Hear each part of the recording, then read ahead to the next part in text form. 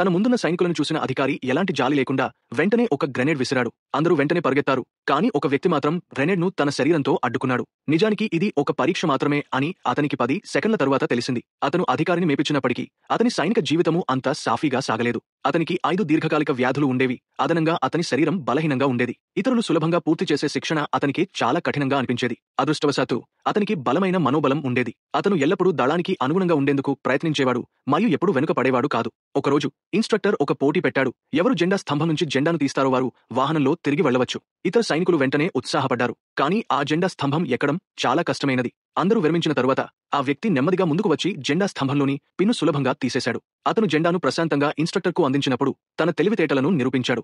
దీనివల్ల అతని శాస్త్రవేత్తలు సూపర్ సోల్జర్ ప్రోగ్రాంకు అభ్యర్థిగా ఎంపిక చేశారు. 6 సీసాల సూపర్ సీరం అతని శరీరంలోకి నెమ్మదిగా ప్రవేశించగా శాస్త్రవేత్తలు యంత్రాలను ప్రారంభించారు. అతన్ని ఒక ప్రయోగ గదిలో లాక్ చేశారు. శక్తిని ఇంజెక్ట్ చేయడంతో ఆ గది వెలిగిపోయింది. శక్తి ఒక 100%కు చేరుకున్నప్పుడు మొత్తం విద్యుత్ వ్యవస్థ పనిచేయడం ఆపేసింది. గది నిశ్శబ్దమైంది. అతను అన్నిటిని తట్టుకుని బయటకు వస్తాడని ఎవరూ ఊహించలేదు. అందరూ ఆనందిస్తున్న సమయంలో ఒక పేలుడు ఆ సంతోషాన్ని ఛద్రం చేసింది.